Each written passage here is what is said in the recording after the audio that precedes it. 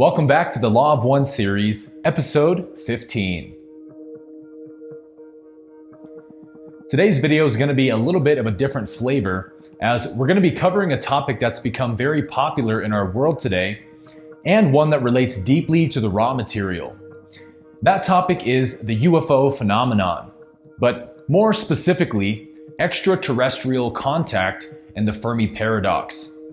Now, I'm also aware that this video will probably attract a lot of new listeners to my channel that haven't watched my content before, or perhaps haven't even heard of the Law of One before.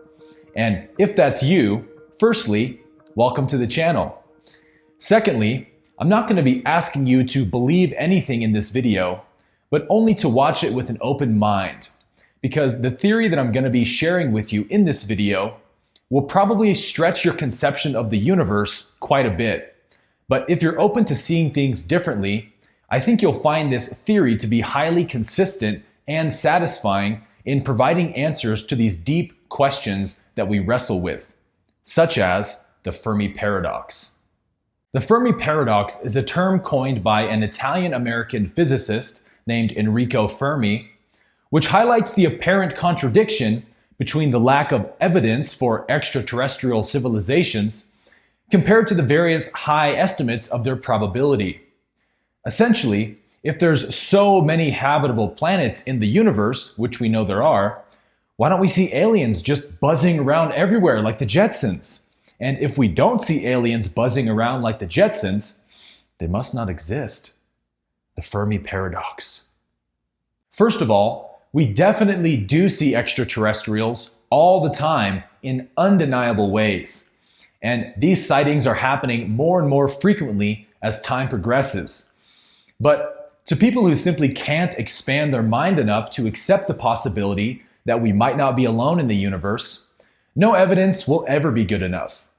And I believe it's very important to have an open-minded skepticism and rational approach to these kinds of matters. But at a certain point, being hyper-skeptical about everything becomes unintelligent. There's people who pride themselves on being skeptics who simply wouldn't accept any evidence presented to them. Even if extraterrestrials did land on the front lawn of the White House and walk out of their flying saucers and present us with their technology, there would still be people who would look at them and say, people in space suits and ET costumes, I'm not going to fall for that trick. Oh wow, they're levitating now. He just materialized a fractal geometric shape out of thin air. Must be some new Chinese technology. You're not going to fool me. I'm rational. Having so many people being unable to accept the reality of extraterrestrials is exactly what is keeping us from establishing contact with them. But with that being said, there really aren't many UFO skeptics left today, because of the fact that our own government and other world governments like Russia and China have already openly acknowledged that the UFO phenomenon is real. There have been countless high-ranking officials, such as military generals, Air Force pilots, Navy pilots, CIA employees, scientists, who've all acknowledged first-hand encounters with UFOs. Our own Pentagon released a statement saying that they have, quote, acquired off-world vehicles not made on this Earth. There have been numerous mass public sightings of UFOs all around the world, such as the Phoenix Lights in 1997, where tens of thousands of people watched a silent, mile-wide triangular craft hovering over Phoenix for almost 2 hours. We even have records of dozens of news articles from the 1700s, where colonials and settlers would routinely see craft in the sky, which they described as airships. Couldn't have been Russian or Chinese technology back then, unless of course they also figured out time travel, which sounds super likely. Yet even with all this unbelievable evidence, life goes on as usual. How? Why? The answer is simple. Because we project our primitive state of consciousness onto extraterrestrials and assume that they should be doing what we would do if we were extraterrestrials. We don't understand the seemingly mysterious behavior of all these UFO craft we see, just appearing silently out of nowhere, and then making impossible flight patterns and blinking out of existence, almost as if they hardly want to be noticed. We wouldn't do that if we were aliens. We would definitely land on the White House front lawn and dazzle everyone with our technology, or we would conquer and enslave them and make them serve us. But either way, if they're not doing one of those two things, they must not be real. The Fermi paradox. Firstly, extraterrestrials have no interest in dazzling us with their technology because they don't have egos like we do. And secondly, we do have egos and they're aware of that. So they understand that we wouldn't use their technology for good at this point. And thirdly, they definitely aren't interested in taking us over militarily. Or one, they would have already done that. And two, if they were hostile and tribalistic and warlike, then they would have wiped themselves out long ago. Any civilization advanced enough to travel to other star systems must have become unified and harmonious. So we really haven't figured out yet that what we call love is really just intelligence. Love is harmony and unity. Harmony is efficiency. Efficiency is intelligence. So because ETs look and behave nothing like our Hollywood movies have depicted them, we simply can't believe it. So now that we have the table set, let's take a closer look into the philosophy of extraterrestrials according to the law of one, so we can get a better idea for why these craft are revealing themselves to us and how their technology operates. Although we see many different shapes and sizes of UFOs, they all behave in a very consistent manner. They are always completely silent. They move at unimaginably fast velocities and are able to stop and turn on a dime. These extraterrestrials are not using action-reaction propulsion systems as we do. Our rockets and jets essentially fly by shooting an explosion out of the back of the craft, which generates forward momentum. But because these craft can create their own gravity, they are creating a distortion in gravity at the front of the craft. And by aiming the gravity distortion, the craft falls in that direction. This is also why these craft seem to glow brightly at night. Because just as Einstein discovered through his theory of general relativity, gravity bends the fabric of space and time. Even light cannot escape gravity. And because these craft are generating huge amounts of gravity, the photons in the atmosphere are essentially being pulled into the craft, causing the craft to appear to glow at night. These UFOs also show the ability to materialize and dematerialize at will. We assume that they are moving through dimensions, but what they are actually doing is changing the vibratory rate of their craft. All matter in the universe is made up of photons, and when those photons vibrate fast enough, particles at lower densities of vibration do not interact with one another. By increasing the density of their craft's vibratory rate, these craft seemingly implode on themselves and become invisible. The craft is still there, but our brain does not have the capacity to detect it. So the question is, how are these beings able to do these incredible things to their crafts? Is it done through technology or something else? And this is where we have to begin opening our minds to consider truly alien possibilities. These extraterrestrials are thousands and maybe millions of years more advanced than us, and so at their stage of evolution, technology is obsolete. Everything is done purely through consciousness. The universe is fractal in nature, which means that it continues to operate by the same principles at every level. For example, electrons orbit around a nucleus the same way that planets orbit around stars. In chemistry, there are two polarities with which an electron can be charged: the positive polarity and the negative polarity. The law of one defines them as the service to others path and the service to self path, because this is the means by which consciousness gains charge in each polarity. The positive polarity is radiating, the negative is magnetic.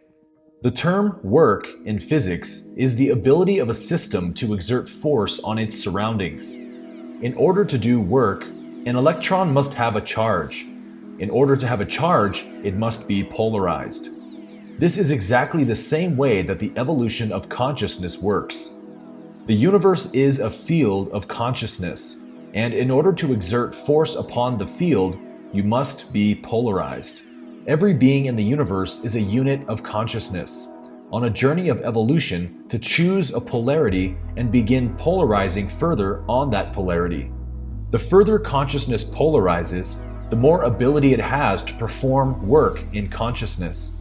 The beings that are visiting us from other star systems have been polarizing for thousands of years longer than us. They are able to travel the universe with unfettered tread, everything being accomplished with the power of consciousness alone. But how does one polarize in consciousness? What is the mechanism for gaining polarity? The answer is free will. Free will is the nectar of the universe. And bees from other planets are always traveling from flower to flower looking for some of that nectar. And this is essentially the answer to the Fermi paradox. For the positive polarity, infringement of another being's free will depolarizes, while honoring and protecting free will gains in polarity. It is similar as well for the negative path, except that the negative entity polarizes by acquiring one's free will through a power structure. Similar to a cult or a military dictatorship, negative entities travel the universe looking for civilizations who will give up their free will in exchange for power. If you serve me, I will make you great. This is the philosophy of the service to self path. According to the law of one, about 90% of beings in the universe are positively polarized, while 8 to 10% are negatively polarized. And this is why our conception of an alien race that comes here to destroy us in order to use our planetary resources is purely our own invention. There are billions of empty planets that ETs can mine for resources if they need. But the real food supply of all extraterrestrials is finding those rare planets where intelligent life has evolved the capacity to utilize free will. Third density planets such as ours being the ultimate prize. Positive ETs come to be of service and love, while negative ETs come to recruit and enslave. But in either case, consciousness can only polarize when will is given freely. So for this reason, there are galactic federations all across the universe, similar to our own world governments, where advanced planetary civilizations come together to be of service. They closely monitor and protect planets such as our own, which are still in the infancy state of development. Every human is born into the world, into a room of doctors and nurses who guard closely over the birth process. In the same way, every planetary civilization is born into the universe with great care and watchfulness by other more advanced planetary civilizations. There are certain protocols that must be met in order for any extraterrestrial civilization to establish open contact. Firstly, the majority of planetary consciousness must be aware of their presence and welcome it. To land on the front lawn of the White House and walk among us openly would instantly destabilize our planet, collapse world religions, create cults, wars, and this would significantly depolarize any civilization attempting to make contact with us. To eat a fruit that is not yet ripe makes one sick. So for this reason, extraterrestrials have procedures to follow, and the first one is the acclimation phase. This is the phase that we are currently in now, where extraterrestrials are gradually making us aware of their presence in ways that are increasingly undeniable, but also to demonstrate that they do not have hostile intentions. Extraterrestrials can read our collective consciousness the way we can read a thermometer, and until we reach a certain stage of evolution, they must continue to acclimate us. So the answer to the Fermi paradox, in essence, is that we will not make open contact with extraterrestrials until we collectively acknowledge and reach out to them.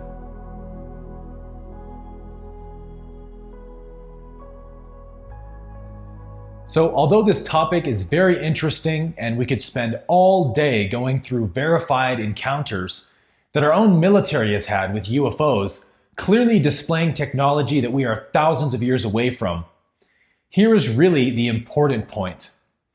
There's only two rational responses that we should be making to the UFO phenomenon. If we think it is a conspiracy and that all of these craft are our own government, then we should be collectively outraged that our government is hiding this technology from us that could solve every world issue we face overnight and create a worldwide utopia. We could be seeding other star systems and planets, and if our own government is keeping this technology from us, it would be the greatest travesty against humankind in world history.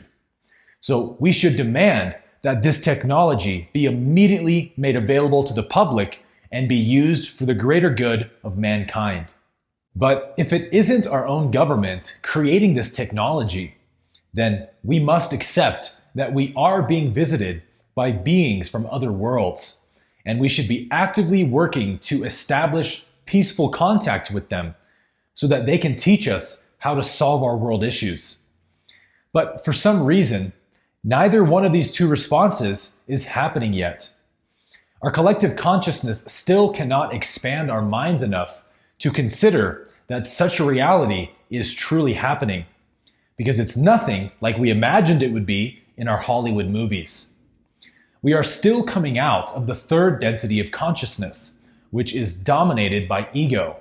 And the ego is the center of its own universe, and it cannot accept the reality of anything greater than itself.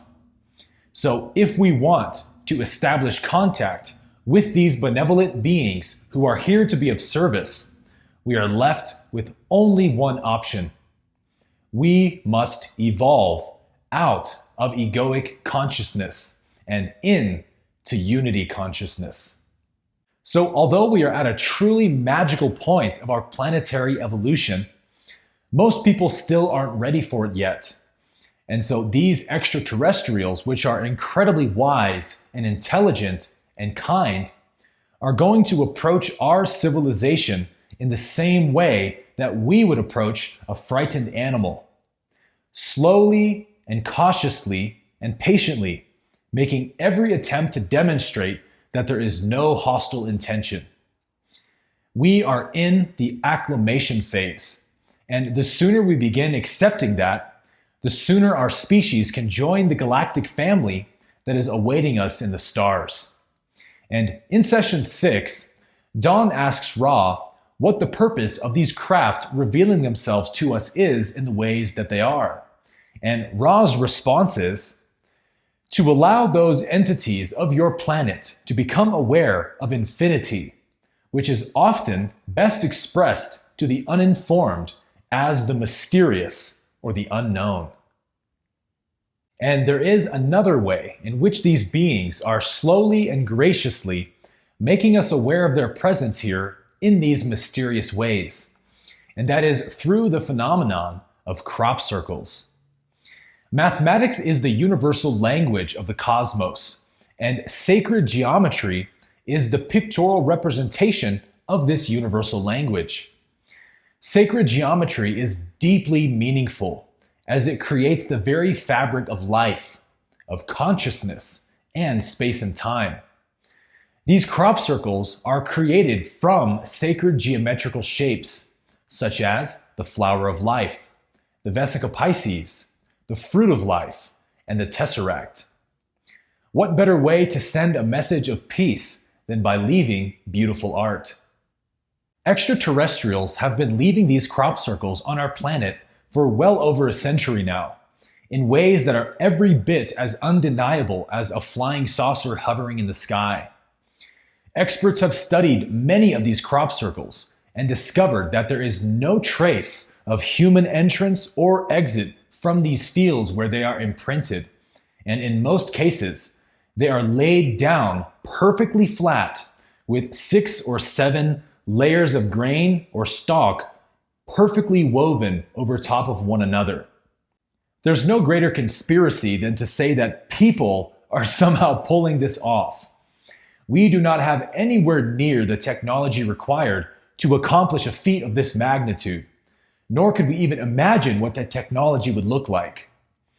Even for us to attempt to accomplish a feat like this would require a team of experts rappelling in from helicopters without being seen or heard by anyone, and would take well over a day to finish, and repeating this hundreds of times over the course of a century. And then the question is, for what? Who benefits from accomplishing these extraordinary feats of art and technology and then taking no credit for it? In most cases, these enormous images appear silently, overnight, or in the middle of the day, and sometimes even within minutes or hours of farmers leaving their cornfields. These are undeniable messages from above, and they're probably giving us all kinds of information within these sacred symbols. The cure for diseases, scientific formulas for gravity and dark energy, the nature of consciousness and evolution, and possibly even the theory of everything. But the most important message that they contain is, we are here. We come in peace, and we are ready to show you the magical and infinite universe that awaits you. These sacred symbols represent the building blocks of reality, and although they are mesmerizing to look at, they are also communicating deep metaphysical truths. And when you begin to study sacred geometry, and you begin to understand what some of these symbols and shapes mean, they have a magical way of quieting your mind and pulling you in. And then, in the silence, they begin to speak.